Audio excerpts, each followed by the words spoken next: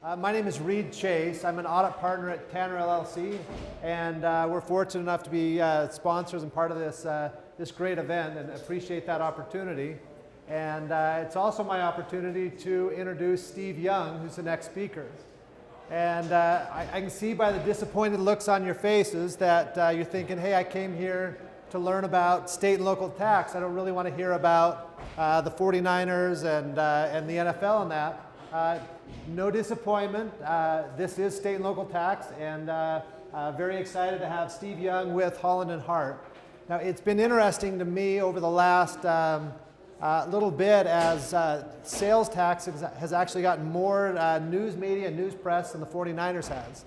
And with the recent Supreme Court ruling on the Wayfair case, it's been a huge deal. And as I've gone through due diligence with mergers and acquisitions and transactions, state and local taxes has been a front and center issue in all of those deals.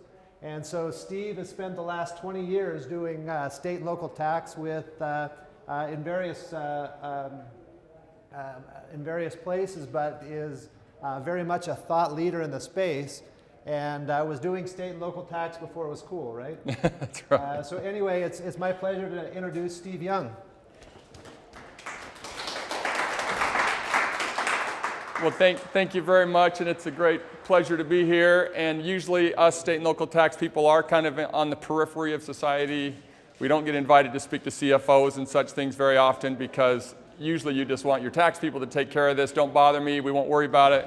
But in this case, there's been a substantial development in the world of sales tax from a U.S. Supreme Court decision, and I'm going to be talking about that, what it means for your business, how you can become a hero and save yourselves a lot of money and protect yourselves from a lot of headaches down the road. So that's really what we're going to be talking about today.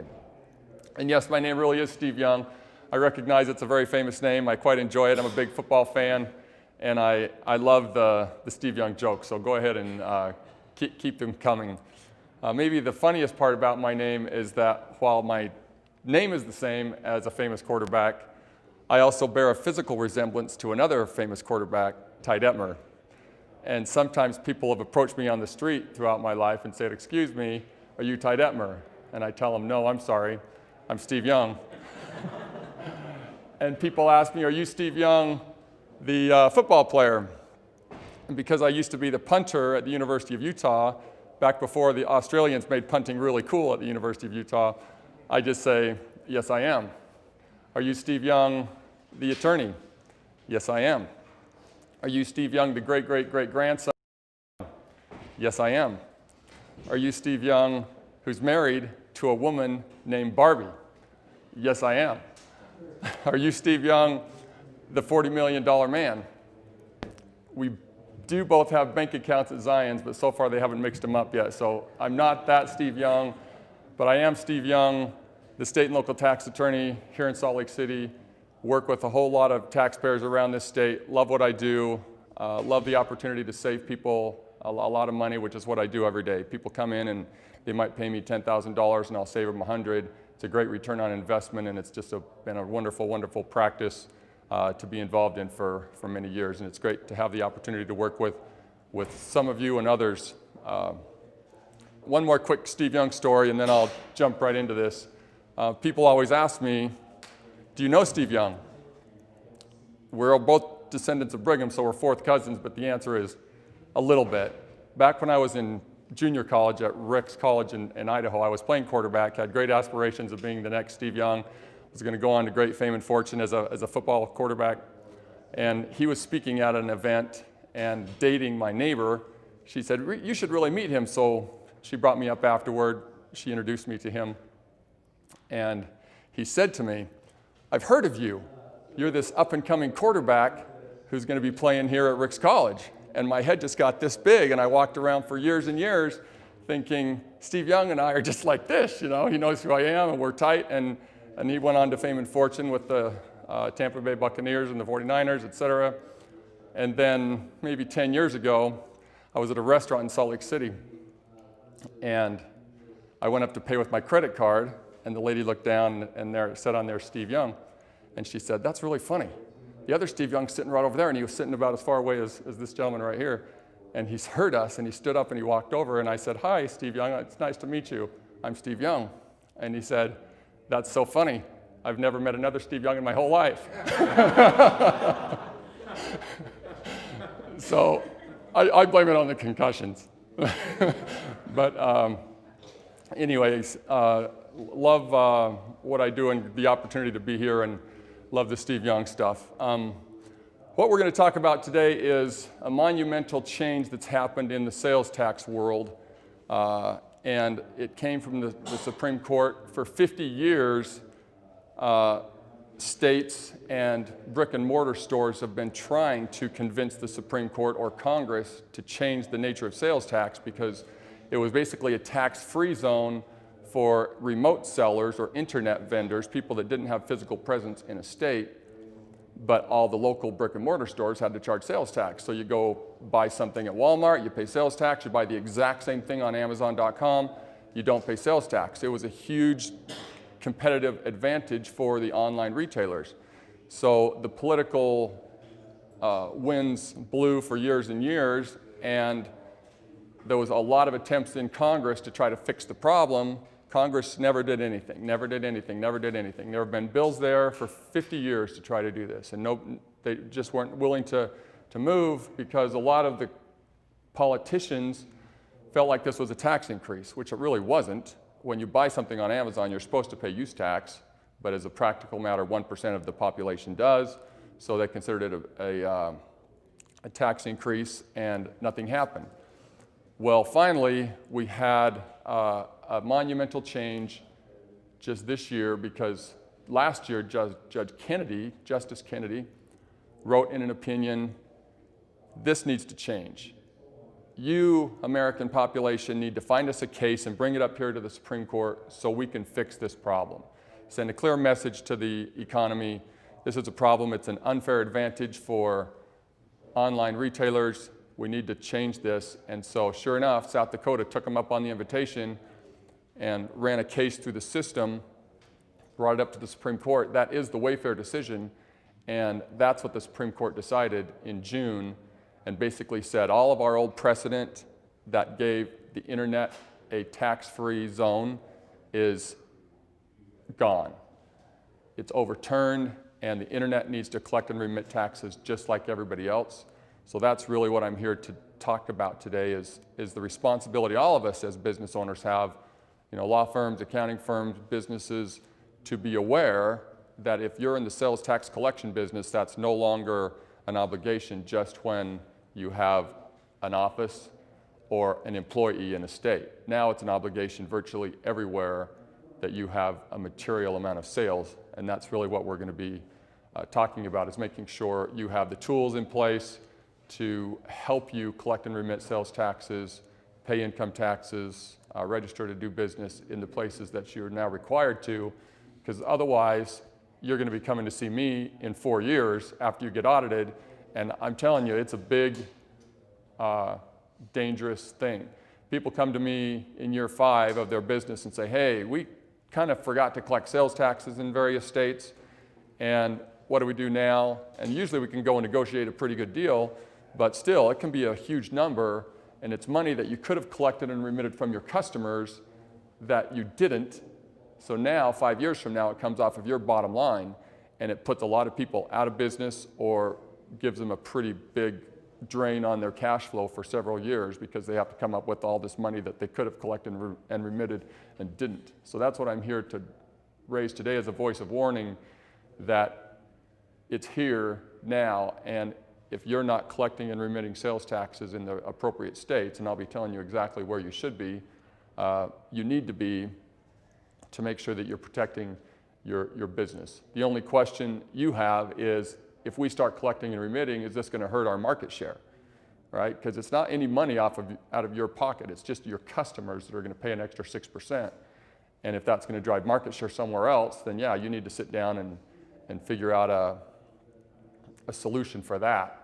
But in terms of legality and practicality, there's really no reason that you should not be collecting and remitting sales tax in these various states that we're going to talk about. So a little bit of background as to how we got here. under the United States Constitution, the question is, when can a state require you, regulate your business at all? You're a Utah business or you're a California business, and you've got a bunch of offices and employees in a particular state, but you sell things around the country or around the world. Within the United States borders, our Constitution puts limits on what states can or can't force you to do.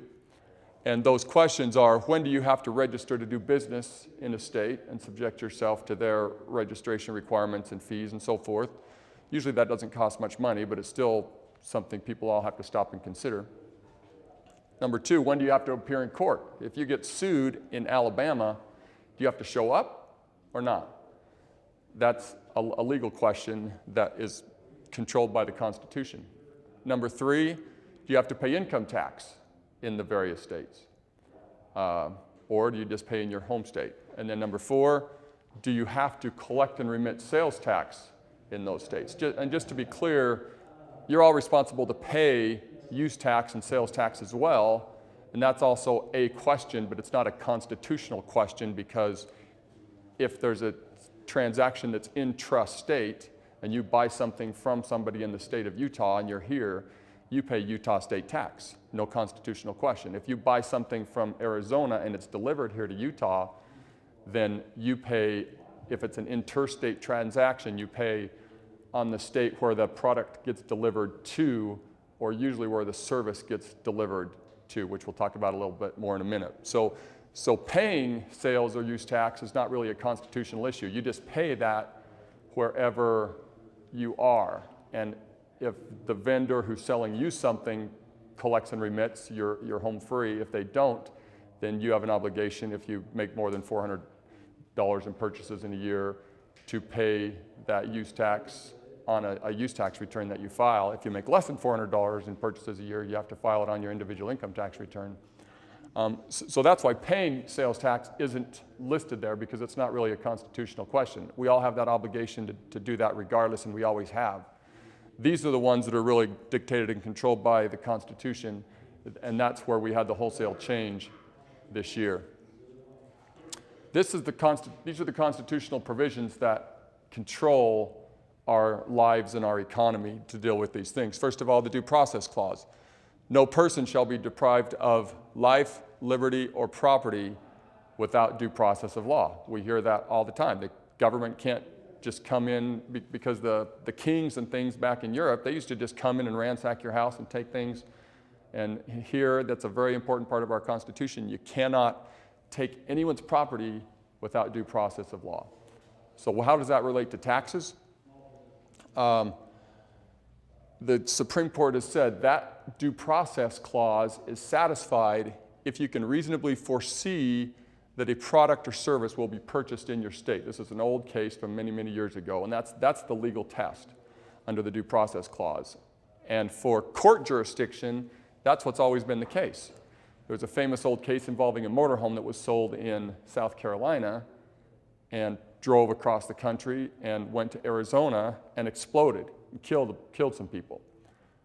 The plaintiff who got killed in Arizona sued the motorhome company from South Carolina, and the motorhome company said, "You can't sue us in Arizona. We're in South Carolina." And the court, the United States Supreme Court, way back in the 50s said, "Sure they can. You could reasonably foresee that your motorhome was going to end up in Arizona. It's a motorhome. All right, you knew that it would be able to end up over there." So under the due process clause, that is the nexus that's required, and that's very important because of what I'm about to say next for the taxing world. The Commerce Clause is the other constitutional restriction on regulation by states of your business. And that Congress has granted the authority to regulate interstate commerce. So the states have to keep their hands off unless Congress tells them you can do this. Pre-Wayfair, the Supreme Court had said in the Quill decision and in the Bellis-Hess decision, that requires physical presence by your company. You have to have property in that state, an office. You have to have an employee in that state, an independent contractor in that state who's helping you create or maintain a market. You have to have something in that state that that state is protecting, the policemen, the firemen, the regulations. And if you don't have anything physically in that state has to keep its hands off. That's exactly what created the tax-free zone in the first place, was these old decisions that said you have to have a physical presence there. So anybody that was a remote seller, an Amazon.com or an eBay, was not required to collect and remit tax, which created the tax-free zone. And that test also applied for registering to do business. It applied for income tax to a certain degree, although that had kind of evolved over the years to be a little more loosey-goosey. But now, under the Wayfair decision, that's gone. Basically what the Supreme Court did was it just crossed out that entire Commerce Clause category, meaning registering to do business, income tax, sales tax, all get moved up into the due process category now. And if you can reasonably foresee that your product or service is going to end up in a particular state, you now have a constitutional responsibility to collect and remit tax there if that state passes a statute that requires it. And I'll get to that in just a minute as to what the states have done. So this all started in 1967 in the National Bellis Hess case, which was a physical presence nexus case involving mail order sales. Back then there was no internet. There was very little even mail order business, but there was some. And the Supreme Court said, no, Illinois, you can't force National Bellis Hess to collect and remit tax on your behalf. They do not have a physical presence in your state. Keep your hands off. It's been a monumental part of our law for years and years. 25 years go by from 1967 to 92, and the states and the brick and mortar retailers got together at that time and said, okay, Supreme Court, enough's enough. Mail order business is getting big. The internet was invented in 1990, at least the World Wide Web portion, so nobody even saw the internet coming. Nobody talked about the internet in the Quill decision, but they nevertheless had enough mail order business that they said, enough is enough, Supreme Court. We've got to have a level playing field. We've got to have online retailers on equal footing with brick and mortar retailers because they have this 6% advantage. They can sell a whole lot more stuff than us because people are saving the 6%. And in the Quill decision, the court says, we hear you, but we think this is an issue for Congress to solve. We don't want to weigh into this, and stare decisis is an important element of the law. Once a decision has been decided, it shouldn't be changed. And because Bellis Hess was decided 25 years ago and people have relied on that, we're going to uphold Bellis Hess. So in 1992, the Quill decision makes it very clear physical presence is still the standard. It's not changing. Live with it and make do. Well, that was all well and good for a little while until the internet exploded. 1990 it starts, and then over time you just see an enormous explosion of internet business and activity. In 1992, about 2% of households had the internet, and there was $180 billion worth of remote sales, and there was an estimated $3 billion shortfall to the state coffers from lost sales taxes. By 2017, 85% of houses had the internet. Remote sales were over 500 billion, and the estimated shortfall for states was between $8 and $33 billion. You hear all kinds of different numbers thrown out on that, and it is affected by stuff like Amazon, who started to collect and remit a couple of years ago, and others voluntarily did so. But anyway, it was a huge number and clearly affecting economic activity around the country. And the traditional brick and mortar sellers were very, very upset. For years, this was primarily a state issue. The states were approaching Congress saying, help, help, help, we're losing money. Then the Walmarts and the Kmarts and the Targets got involved and said, this isn't fair. How can you give such beneficial treatment to online retailers when we're having to collect and remit the tax? And so the combination created a whole lot of political will, but Congress, being their paralyzed self, wasn't able to do anything about it. And so that's why Kennedy issued the concurring opinion a couple of years ago, or maybe even last year, and said, give me a case so that we can take a look at this. Before South Dakota enacted their law, they just happened to get to the front of the line. Alabama enacted some really broad economic nexus requirements. Colorado passed a statute saying, we're not going to require you to collect and remit tax, because that's unconstitutional under Quill, but we're going to require you to tell us about your buyers. And so if you're an Amazon, you have to tell us every one of the people in our state that bought something from you so that we can go audit them. As a practical matter, they were never going to do that. If let's say 400,000 people in Colorado went and bought stuff on Amazon, they weren't going to go knock on all those doors and try to get that money. It was just a tool to try to get Amazon to take the easier path, which is just to collect and remit the tax. Massachusetts passed a regulation which considered cookies and apps on an in-state web browser to create physical presence, which was clearly unconstitutional under Quill, but they did it just to try to get some momentum. New York passed their click-through nexus statute, just saying if anybody in the state like Amazon, if you have a contract with them, and when you go to Amazon and then it clicks on Coca-Cola website, you click on there, you get something from Coca-Cola, and then Amazon gets a kicker from Coca-Cola, that's click-through nexus. That creates a sales tax obligation for you in our state.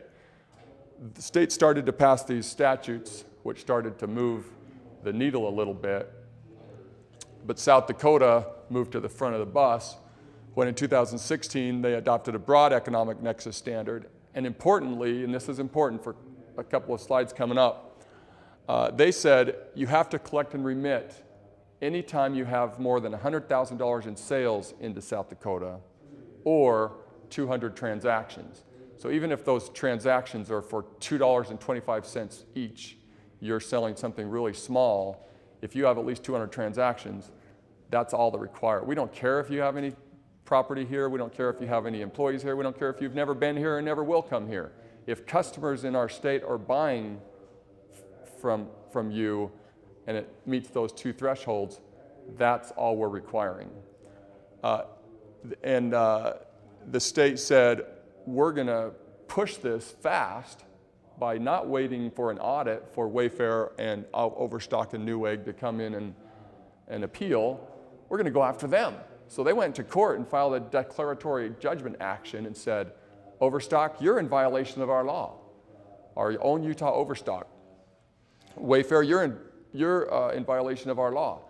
And so they stepped up and defended themselves and said, no, we're not. Quill says we don't have physical presence. Supreme Court of South Dakota, September 14th, 2017 says, you're right, Quill's clear, that's the law. We can't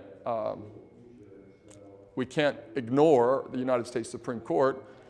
So South Dakota quickly appeals to the US Supreme Court, and in January they grant cert. Oral argument is on April 17th, and then on June 21st, 2018, the decision came down.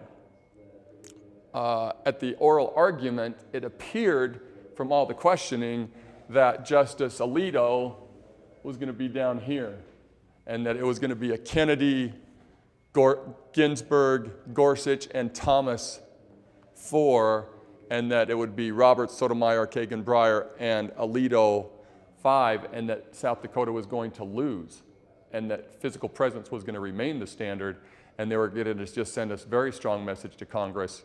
This is your baby, you've got to fix it. But Alito switched.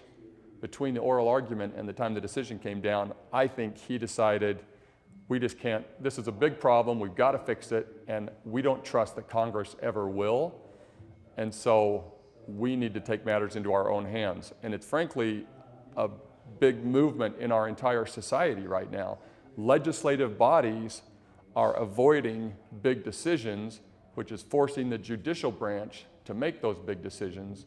And that's why our courts are becoming so much more political. That's why the Kavanaugh hearings were such a hotbed of political activity, because everybody recognizes that most of the biggest decisions in our society aren't made by our elected representatives anymore.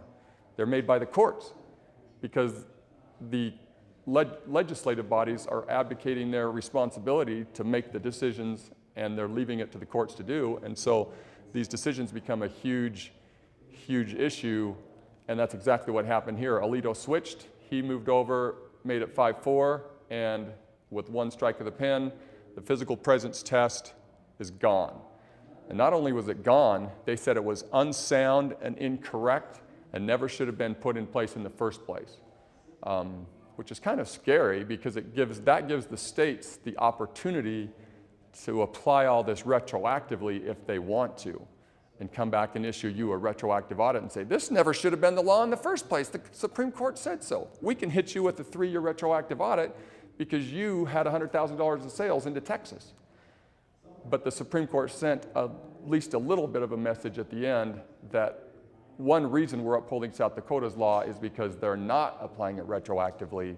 And so far, the states, with the exception of Massachusetts and Hawaii, are being very good about not going retroactive. And hopefully that will remain the case, because that's a really, really scary idea. You had no way of predicting or knowing that you owed this tax until June 21st of 2018. Then suddenly the world changes. They shouldn't be able to go retroactive. That just completely hits at the heart of fairness and equity of what is reasonable in a society. And so far we're on pretty solid ground there. They specifically validated the South Dakota thresholds of $100,000 and $200,000. So you've seen that now become the standard in almost every state who's passed statutory language creating a new sales tax standard, and that is what most states have done. It was very important to the court to create a level playing field. And by the way, if anybody wants a copy of these slides, I'm more than happy to send them to you. Just let me know your email and I'll shoot them right over. They criticized Quill for establishing a standard that creates rather than resolves market distortions. The Supreme Court doesn't feel like the states or the federal government should ever be in the business of favoring one industry or company over another.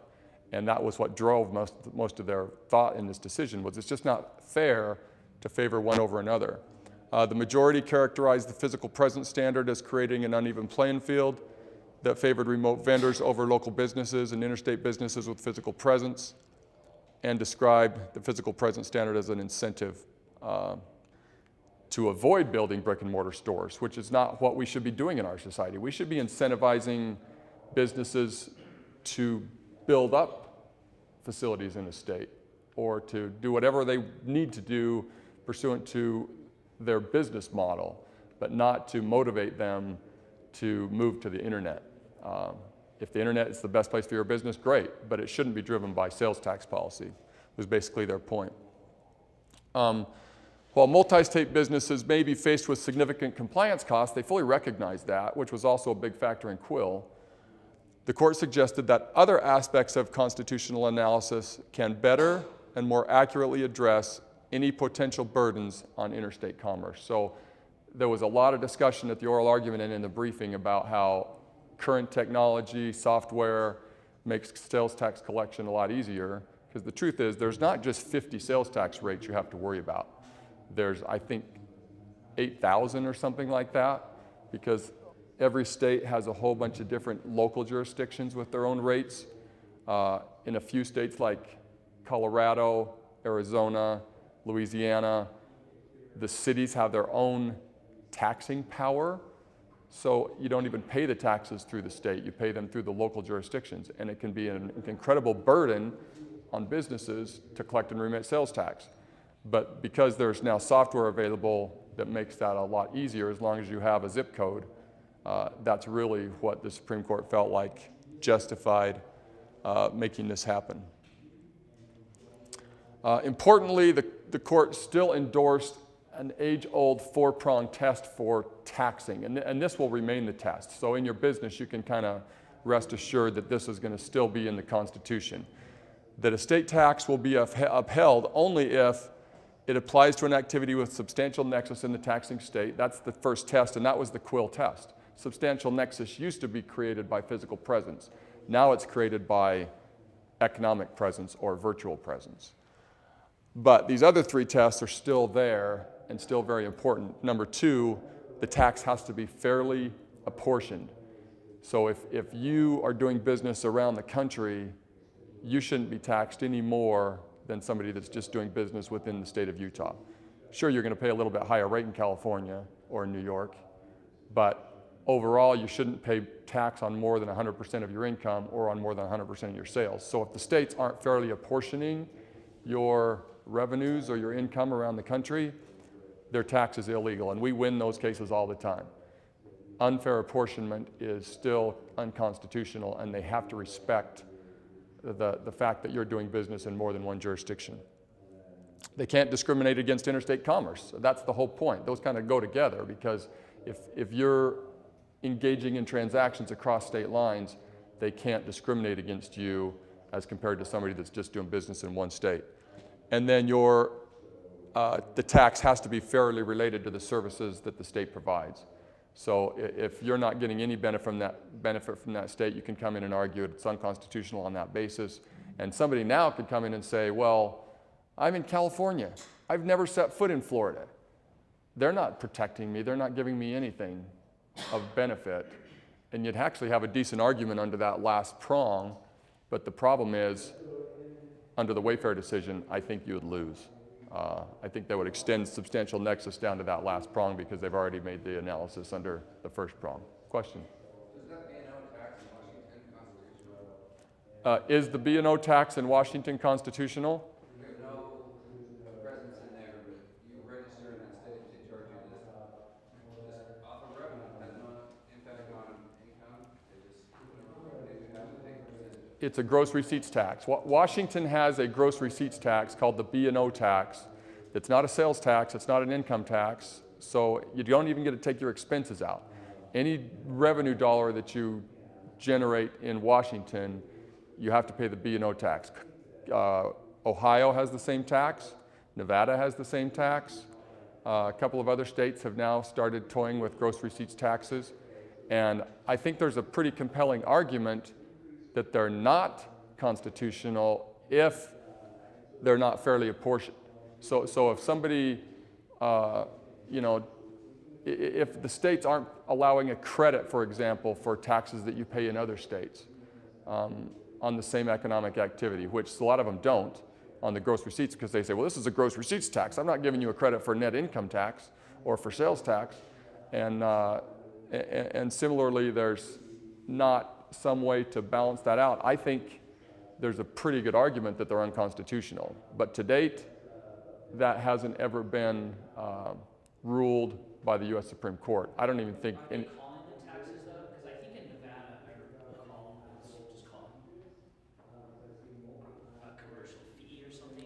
They didn't actually call it a tax. I mean, it's syntax at that point. But Yeah, and the problem with calling something a fee is legally a fee cannot be higher than a specific service that's being provided. If you want to put something into your general fund and just use it for general government purposes, you have to call it a tax. So in Nevada, my understanding is they are calling their gross receipts tax a tax. They also have a bunch of other fees too, by the way.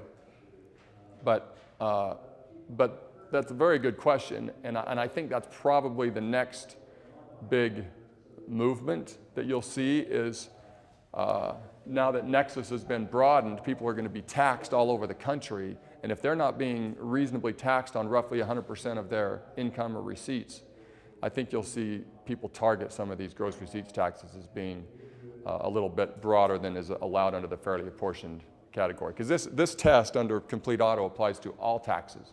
It's not just sales tax, it's not just income tax. And so take a look at that in your business. If you're seeing a situation where you're getting double whammied, there could be a problem. We had one situation for income tax purposes where somebody sold their business for $300 million. Alabama said, you're domiciled here in your corporation, we want 100% of that tax on $300 million. Utah stepped in and said, you have 67% of your assets in Utah, because it was an oil and gas producing company. We want 67% of that tax in Utah. And we says, well, wait a minute, 167% tax, that's not fair. And it took us 5 years of litigation and a mediation before the Multi-State Tax Commission with the Alabama taxing authorities and the Utah taxing authorities to finally come up with a resolution that worked. But that's exactly the reason the Multi-State Tax Commission exists, is for those types of situations, so they can kind of call the bluffs of the states. And anytime you might have a situation where you're getting double whammied, we've been able to effectively get those fixed, because clearly it's got to be fairly apportioned. And the Supreme Court, back in a case in 1967 called the Moorman case, M-O-O-R-M-A-N, said it's okay to have a little bit of double taxation. If you end up with 103% tax in the various states, we're going to live with that. But clearly, if the states get too aggressive and go beyond, it's not okay or appropriate, and we won't live with that. So it's a very good question. So now, under this case, the new constitutional nexus standard is a taxpayer avails itself of the substantial privilege of carrying on a business in that jurisdiction. So if you have any sort of business activity in that jurisdiction, it's established on the basis of both economic and virtual contacts with the state. That says contracts. It should say contacts. So if you have an online presence there and you're making sales there, basically, if the state statute, if you meet the thresholds there, you just need to change your mindset and your paradigm. We need to start collecting and remitting. Now, it will be much more challenging for those states to enforce that tax against you. That's very true, and you might want to play the lottery game and just say, well, I don't think they'll ever find us. But I'm here to tell you, because this is my business and I do it every day, when they do find you, if they do find you, it's a whole lot bigger burden for your business to pay that tax from your bottom line in 5 years than it is to just step up right now and start collecting and remitting tax. Start collecting and remitting from your customers so that you get the money from them. And clearly the market share is an issue you have to take a look at. But I don't see a scenario under which you should just, as a CFO, advise your company to not collect and remit sales tax in any state where you meet the thresholds. The court noted that the specific respondents are large companies that undoubtedly maintain an extensive virtual presence, and they have targeted advertising and electronic sales into that state. I only have 5 minutes left, so I want to get to what some of the other states are doing just to make it clear, so I'm going to skip through some of this other aftermath. This is a chart that shows what statutes have been passed just since June. We're only in October, but this shows you how hungry and thirsty the states were for this revenue, because immediately upon June happening, most of the states meet early in the year in their legislatures, like Utah, but Utah went into special session. A lot of these other states have gone into special session and created these thresholds. So you already have Alabama's at 250,000. You'll see Arizona and Florida are the only ones that haven't done anything yet, but we expect them to any day. And the rest of the states, California is a high number at 500,000 in sales. But you'll see a lot of them are 100,000 and 200. They just followed exactly what South Dakota did. This next page, all these states, a whole lot of 100,000 and 200 transactions. That seems to be the prevalent standard. Massachusetts is an outlier. They're up to 500,000. Interesting, the bigger states, California, New York, Massachusetts, they're going with this higher threshold for whatever reason. But the one big issue that you'll see here is Hawaii, with the Y in the retroactive column, is trying to go retroactive back to it says July 1st, 2018. That's when their law went into effect, but they're trying to enforce it going back about 1 year, which I think is completely inappropriate. And if they ever audit you for that 1 year, I would absolutely not pay it, because I think they're just completely out of bounds.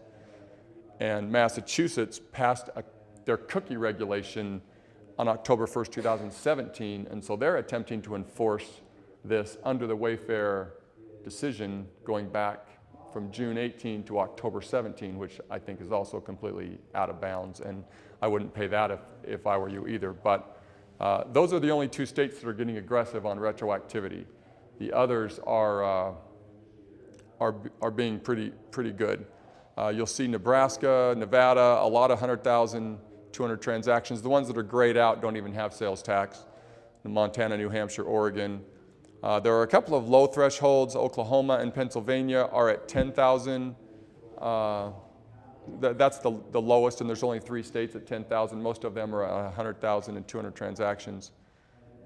And then you'll see Utah right in there. Ours goes into effect January 1st, 2019, and a few others at 500,000, 250,000. But that's basically the future.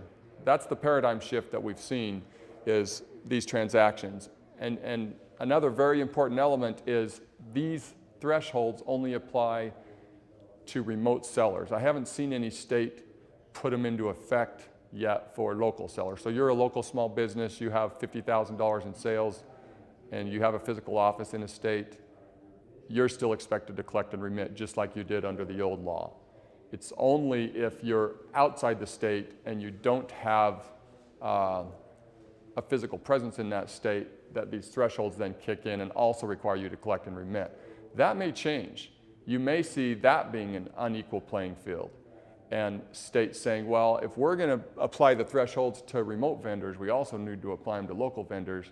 And if you have less than 200 transactions in a state, even if you do have a big office there, that's not enough. But so far, that is, these standards just apply to remote vendors, so that's how we need to apply them for the short term. In other words, just keep doing what you've been doing with the physical presence states in the past, but also go out and get registered to do business in various other states and start collecting and remitting tax. A couple of other key points I want to raise here. This is the federal law that they're looking at changing some of this. Sales tax software. These are the companies that are qualified to provide the software for sales tax collection for your business. And in a lot of states who have adopted the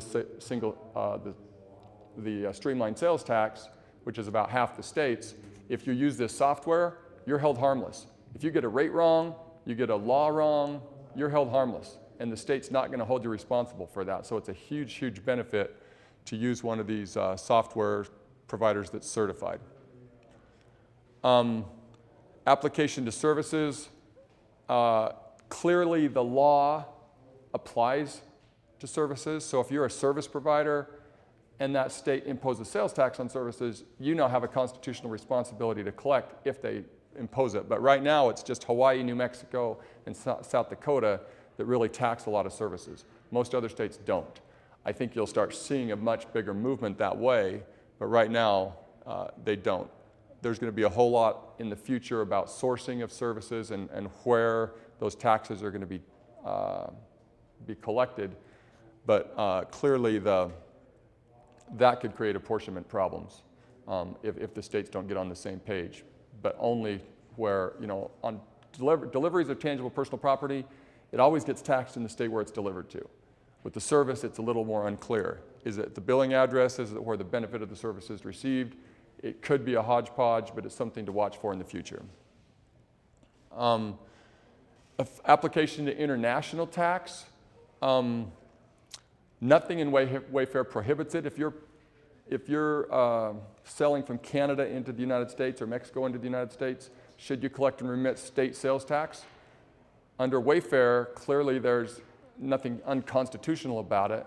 The new NAFTA treaty specifically prohibits states from collecting sales tax from Canada and Mexico, but if it's coming in from Europe or somewhere, it's allowed, but because there's an enforceability problem, I don't expect the states to push this issue. I think they'll probably just back off and assume that you're not going to collect and remit on those sales and that use tax will just be paid. But if that's a situation in your business and you have a lot of sales coming from Europe or other countries into the United States, then you'll just need to kind of make a business decision of how you want to deal with that. But clearly, constitutionally, it's allowed. And a lot of people think this is going to lead to a federal VAT tax because under the import-export clause, states are prohibited from collecting taxes on exports and imports, and that would make that unconstitutional. They didn't address that in Wayfair, but if this continues to move and companies push this or states push this, a lot of people think, well, the feds will just take it out of the state's hands and we'll just get a federal VAT tax out of this whole Wayfair decision. So something to keep an eye on. I personally would be surprised if that happened, but it could happen. And then very importantly, a lot of you deal with income tax. If you're going to go out and start registering to do business in all these states now, and by the way, on the registration to do business, most states have a statute that prevents you from registering if you're involved in interstate commerce. So you don't necessarily have to register to do business because of state statutes, not because of the Constitution. Now you have a responsibility to collect and remit sales tax. You similarly have a responsibility to pay income tax if the state statute requires you to. The thresholds in those statutes are generally a lot higher, 500,000 of sales usually or higher, but they clearly have no constitutional ban anymore on making you pay income tax in that state if you generate revenues from that state. As a practical matter, I'll just tell you, my law firm, for instance, we have offices in Colorado, Utah, and all the Rocky Mountain time zone states. We take depositions and do trials in a lot of other states. We travel there, but as a practical matter, we have never paid income tax in any other state because it would just be a significant burden, and the states haven't come after law firms or smaller accounting firms for that, and so it's worked out fine. A lot of the big four, you know, they're all over the place. They pay in every state. A lot of the big law firms pay in every state, and that's just a business decision you'll need to make with your accountants. You know, as a practical matter, what do you want to do? Because a lot of the states are happy. We get 100% of the tax from the law firms in our state, and that state gets 100% of the tax from the law firms in their state. So there's practicalities to the auditing that come up that you can take into consideration as well. But that's basically it. I think our time's gone, and we'll go ahead and let you come up afterward and ask any questions, but I think it's probably time for us to break for lunch.